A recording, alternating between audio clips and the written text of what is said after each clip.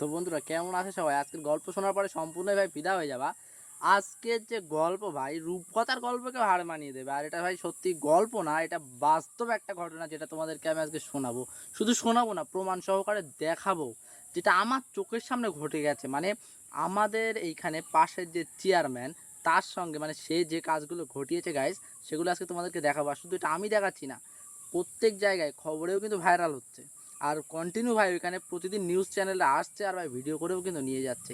তো ভাই তোমাদের যদি বিশ্বাস না হতে পারে, আগে ভাই কোটির ধাক্কায় পড়ে যাচ্ছি, আগে তুমি 80 লাখের ব্যাপারটাকে দেখে নাও, 80 লাখের ভিডিওটা আগে দেখে নাও। পরে যাও দাদা নাকি আসবা নাকি? হ্যাঁ হ্যাঁ হ্যাঁ হ্যাঁ ওই এর বাড়ি ছিল ওই সিরাজ ছেলেপেলে ঢুকেছিল রাত্রি। কোথায়? রাত্রি ওরা দুটো সিরাজের ঘরে ছিল। কি মানে সিভিক বন্ধু বন্ধু বন্ধু বন্ধু সিভিকের ঘরে ছিল না? হ্যাঁ হ্যাঁ হ্যাঁ সিভিকটার একটুখানি ও পলাতক না না সিভিক হ্যাঁ সিভিক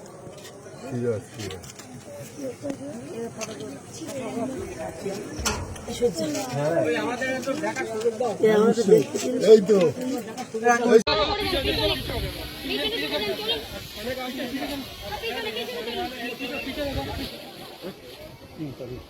দেখে কি মনে হচ্ছে ভাই? পুলিশের লোক পাট বাগান থেকে বস্তায় করে কি গরু ছাগলের জন্য ঘাস নিয়ে যাচ্ছে? হয়তো তোমরা এটা বলতে পারতে যদি এটা কোনো সাধারণ মানুষ বা কোনো কৃষক নিয়ে যেত। আরে ভাই বস্তা ভর্তি টাকার সোনা ওর ভিতরে গাইস, অনেকগুলো টাকার সোনা পাওয়া গেছে এই বস্তা ভর্তি। তো গাইজ ঘটনাটা একদম প্রথম থেকে তোমাদেরকে শোনাই, বুঝলে? প্রথম দিন যেটা ঘটে আমাদের, মানে আমি যেটা শুনতে পেয়েছি, প্রথম দিন ঘটে ভাই চেয়ারম্যান সাহেবের বাড়ি থেকে কিছুটা দূরে একটা ঘর বানানো ছিল। সেটা হচ্ছে সেখানে রাখা থাকতো, যেখানে কোনো রকম সরকারি কোনো জিনিসপত্র আসলে সেখানে রাখা থাকতো, পাবলিককে দেওয়ার আগে ওইখানে মজুত করে রাখা হতো। তো গাইজ সেইখান থেকে প্রথম দিন পাওয়া যায় 80 লক্ষ টাকা। আর গাইজ সেটা তোমাদেরকে আমি ক্লিপ দেখিয়েছি, আরও একটা ক্লিপ দেখাচ্ছি গাইজ, তোমরা সাইডে দেখে নাও ভাই। তো গাইজ এখান থেকে 80 লক্ষ টাকা পাওয়া গেছিলো। তারপর দিন ভোরবেলা মাঠের ভিতরে একজন ঘাস কাটতে গেছিলো, যেটা আমি শুনেছি ভাই, আমি বলতে সবাই যেটা শুনেছে সেটাই তোমাদেরকে বলছি। ঘাস কাটতে যাওয়ার সময় সেখানে কিছুটা বস্তা সে দেখতে পায় মাটির ভিতরে পোতা ছিল গাইজ, অল্প একটু পোতা ছিল, কারণ অত তাড়াতাড়ির ভিতরে লুকিয়ে দেওয়া সম্ভব হয়নি। তো অল্প একটু বস্তা পোতা ছিল গাইজ সেইখানে। এবার সে লোকজনকে ডাকাডাকি করে, তারপরে ওখানে পুলিশকে খবর দেওয়া হয়। তারপরে পুলিশ আসার পরে ওখান থেকে উদ্ধার করে অনেকগুলো টাকা। আরও গাইজ প্রথমে তো শুনছিলাম যে ওই যে রং করার জন্য রঙের যে বালতি থাকে, সেই বালতির ভিতরে নাকি ছিল 25 কিলো সোনা। তারপরে আবার শুনতে পেলাম যে ওর ভিতরে ছিল 12 কিলো সোনা। এখন আমি ভাই জানি না, আমি তো সঠিকটা বলতে পারবো না, সবার মুখে যেটা শুনছি ভাই সেটাই বলছি। তো গাইস ওইখানে টাকা ছিল, প্রথমে বলল যে 4 কোটি টাকা ছিল, যে পাট বাগানের ভিতরে লোকানো ছিল 4 কোটি টাকা। কিন্তু তারপরে টাকাগুলো গুনে নাকি পাওয়া গেছে 3,24,00,000 টাকা, মানে 76 লাখ টাকা উদাও। তো সবাই ধারণা করছে ভাই যে ওখানে মাঠে গেছিল ঘাস কাটার নাম করে, সে হয়তো ওখান থেকে 26 না, ছিল 76 লক্ষ টাকা দিয়েছে ভাই নিজের গাটিতে, বুঝলে? এটা জানা যাচ্ছে ভাই। এখন কে জানে, এখন সেই জানবে, আর যে টাকাটা রেখেছিল সেই জানবে।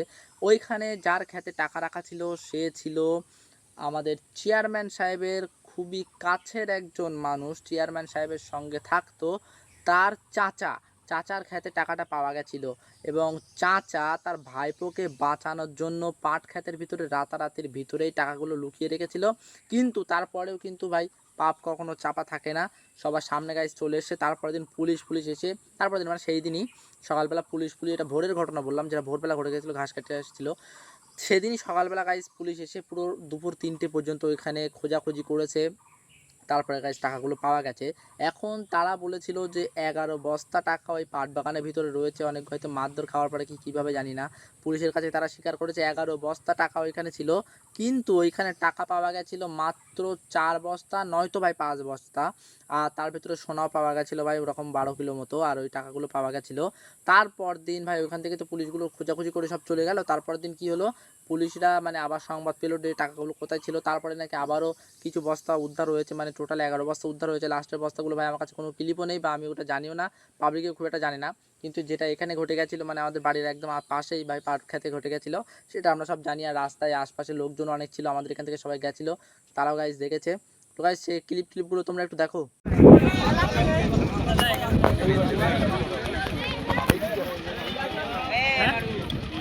পাট খেত শেষ হয়ে যায় কি কোনো ব্যাপার নেই। বাস বাগানের মধ্যে পাওয়া নাকি আবার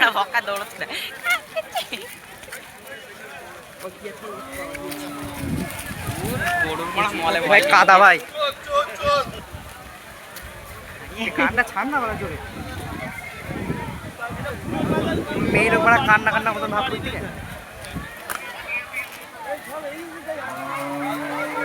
বড় ভাই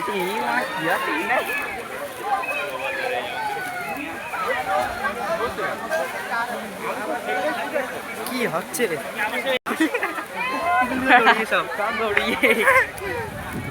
क्या कर रहे हो बताओ ওই লোক না যাবে বলে রেডি হচ্ছিল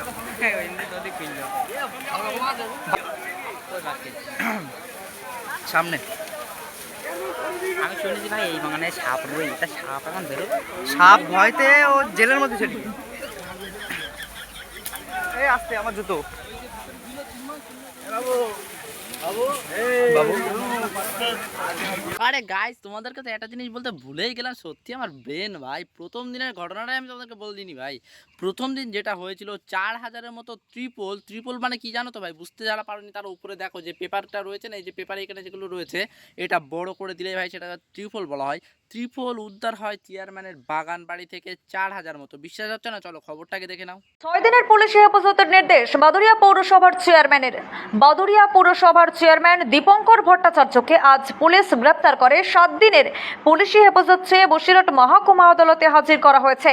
বিচারক 6 দিনের পুলিশি হেফাজতে মঞ্জুর করে। তার বিরুদ্ধে অভিযোগ ত্রাণ সামগ্রী 4000-এর উপরে ট্রিপল একটি বাগান বাড়ির মধ্যে থেকে লুকিয়ে রেখেছিল। তাছাড়া একটি কম্পিউটার ট্রেনিং সেন্টারের মধ্যে থেকে পুলিশ প্রায় 80 লক্ষ টাকা উদ্ধার করেছে। এছাড়াও পুরসভার প্রচুর টাকা তছরূপ তোলাবাজির অভিযোগ রয়েছে তার বিরুদ্ধে। হয়তো অনেকে আমার মুখের কথা বিশ্বাস করছিলেন না, কিন্তু এবার বিশ্বাস হলো। তো 80 লক্ষ টাকার কথা কিন্তু খবরে বললো। শুধু ভাই কপিরাইট না পড়লে হয় আমার ভিডিওটা, ভাই খবরটা যে নিলাম ওইখান থেকে অন্য চ্যানেল থেকে খবরটা নিলাম, কপিরাইট না পড়লেই হবে। চলো গাইস আরো ক্লিপ তোমরা দেখো। বলছি দীপঙ্কর বাবু এই এতটুকু টাকা কোথায় পেলেন আপনি? বলতে পারবো না। এই কার টাকা? টাকা আমার টাকা নয়। আপনার নাকি এখনো টাকা রয়েছে। কোন নেতাদের কাছে রেখেছিলেন টাকা? এখনো টাকা কোথায় আছে আপনার টাকা? এখনো আপনার টাকা কোথায় আছে দীপঙ্কর বাবু? টাকা কার? টাকা কার? কোন নেতাদের কাছে টাকা আছে? তৃণমূলের কোন নেতাদের কাছে টাকা রেখেছেন আপনি? দীপঙ্কর বাবু কার টাকা? দীপঙ্কর বাবু তো বলেই দিলেন যে টাকাগুলো তো দীপঙ্কর বাবু ছিলই না, আর এই ব্যাপারে দীপঙ্কর বাবু কিছুই জানেন না। এই ভিডিওটা দীপঙ্কর বাবুর বাড়ির আশপাশের ভিডিও। এখানে অনেকগুলো পুলিশও এসেছিল ওই যে পাট খেতে টাকাগুলো উদ্ধার করার জন্য, আর এখানে কিন্তু পাবলিকও ছিল গাইজ। কিন্তু এইখানে যে পুলিশ কিসের জন্য এসেছিল ভাই, আমার ধারণা তো যে পাট খেতে যে টাকার ব্যাপারে ওই জন্য মনে এসেছিল। আমি এখানে ব্যাপারটা সঠিকটা জানি না। আর এই ভিডিওটা হচ্ছে দীপঙ্কর বাবুর পার্টি অফিসের সামনের এতগুলো ক্রেজি ভিড় ভাই, আর পুলিশও এখানে ছিল, পার্টি অফিসটা চেক করা হচ্ছিল। আর এখানে দেখতে পাচ্ছ পাবলিকও কিন্তু গাদা পুরো রোড কিন্তু ব্লক করে রেখেছে পাবলিক।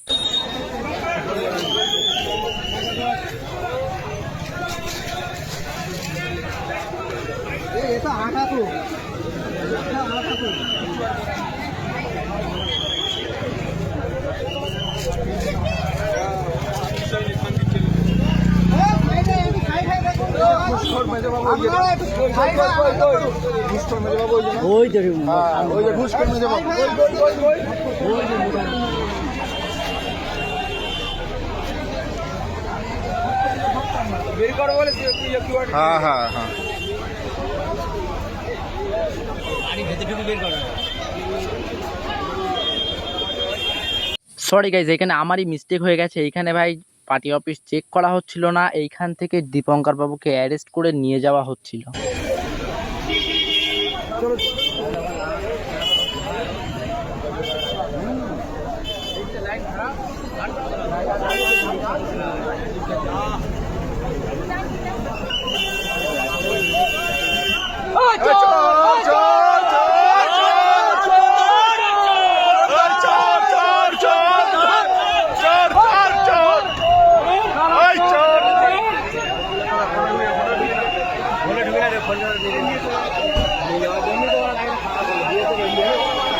এখানে ভাই দীপঙ্কর বাবু গ্রেপ্তার হওয়ার আগে কিন্তু 24 ঘন্টা পলাতক ছিল, 24 ঘন্টা কোনো রকম খোঁজ পাওয়া যায়নি, তারপরে কিন্তু গ্রেপ্তার করা হয়েছে। এইবার চলো একটু দেখে নি পাট ক্ষেতের মাটির নিচে সুটকেসের ভিতরে করে যে টাকাগুলো লুকিয়ে রাখা হয়েছিল বা মাটির তলায় পুঁতে রাখা হয়েছিল সেই ছোট একটা clip.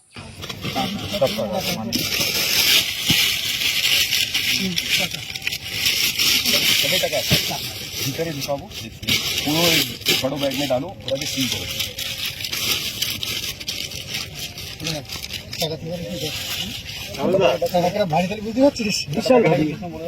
Packet number of packet কটা আছে? 1 2 3 4 5 আরে ভালোভাবে কিনবো, 6 কত আছে ভালোভাবে কিনে নেবে, ডাবল কাউন্টিং করে নেবে। 1 2 2 3 4 5 6 6 1 7 8 9 ভালোভাবে কিনে নিয়েছো, বন্ধ করে দেবো, চেন লাগিয়ে দেবো। তো এখান থেকে যে এতগুলো টাকা আর এতগুলো সোনা উদ্ধার হলো, আর ওইখানকার স্থানীয় মানুষের কোনো বক্তব্য শুনবো না বা তাই কখনো হয়? চলো গাইজ ওইখানে স্থানীয় মানুষের কিছু কথা শুনে নি। দায়ের করেছিলাম এই জায়গাটা এবং আরো কিছু জায়গা, সেগুলো আমরা অভিযোগপত্র দিয়েছি। কালকে বিকেল থেকে এই চলছে খোঁজাখুঁজি, প্রচুর ত্রিপল, এবং শেষে দেখা গেল প্রচুর পরিমাণ টাকা, 500 টাকার নোট, 200 টাকার নোট, 100 টাকার নোট, তাতে করে 80 লক্ষের ওপরে টাকা এই কম্পিউটার সেন্টার থেকে, অবৈধ টাকা তো নিশ্চিত রূপে এটা উদ্ধার হয়েছে। 500 টাকার নোট, বেশিরভাগটাই 500 টাকার নোট, 200 টাকার নোট কিছু, আর 100 টাকার নোট কিছু, বেশিরভাগটাই 500 টাকার নোট। না, এই কম্পিউটার সেন্টার এখানে ছিল প্রচুর পরিমাণে, প্রচুর সংখ্যায় ত্রিপল আর 80 লক্ষ টাকা। এই গোনা শেষ হলো, সারা রাত ধরে মেশিন দিয়ে পুলিশ গুনেছে, 3টে মেশিন দিয়ে গোনা হয়েছে। এসডিপিও সাহেব এসেছিলেন। তো গাইজ ভিডিওটা তো সম্পূর্ণ দেখলে বুঝতেই পারছো ভাই কি ঘটে গেছে। আর গাইজ আমাদের এখানে যে পাবলিকের মানে আশপাশের যে লোকজন, সবার ধারণা যে একটা মানুষের কাছে যে এতটা টাকা রয়েছে সে একজনের কাছেই সব টাকা দিয়ে রাখবে না কখনোই, তার কাছে আরও অনেকগুলো টাকা রয়েছে, সেগুলো এখন পুলিশ ইনভেস্টিগেশন করছে ভাই। এখন জানি না, জানার মানে পুলিশের ইনভেস্টিগেশন শেষের পরে ভাই জানা যাবে কিসে কী অবস্থা না অবস্থা। তো গাইজ যাই হোক, আমি তোমাদেরকে সবটাই জানানোর চেষ্টা করলাম, আর গাইজ সবটা দেখানোর চেষ্টা করলাম। গাইজ এই ঘটেছিল, এখানে বস্তা বস্তা টাকা পাওয়া গেছে, বস্তা বস্তা সোনাও পাওয়া গেছে। তো গাইজ ভিডিওটা কেমন লেগেছে অবশ্যই কমেন্ট করে জানিও, যদি ভালো লাগে অবশ্যই একটা লাইক দিতে পারলে বন্ধুদের ভিডিও শেয়ার করে দাও, অবশ্যই শেয়ার করো ভাই, এগুলো সবাইকে জানা দরকার, বুঝলে তো? ভিডিওটা অবশ্যই শেয়ার করে দাও। আর ভিডিওটা বেশি বড় হয়ে যাবে, ওই জন্য আর বেশি বড় করছি না ভাই। অনেকগুলো আরও ক্লিপ ছিল গাইজ, সেগুলো আমি তোমাদেরকে দেখাতে পারলাম না। যদি তোমাদের ভালো লাগে তো পরে আরেকদিন একটা ভিডিওতে তোমাকে দেখিয়ে দেবো। সাবস্ক্রাইব করে রাখো ভাই সেই ভিডিওটা দেখার জন্য। যদি পার্টটা ভালো লেগে থাকে, মানে এই ভিডিওটা যদি ভালো লাগে অবশ্যই কমেন্ট করো, পার্ট 2 আমি চেষ্টা করবো নিয়ে আসার। আর যদি কমেন্ট না আসে ভাই, পার্ট 2 আসবে না, ঠিক আছে? দেখাবে গাইজ পরের ভিডিওতে, ততক্ষণ বাই।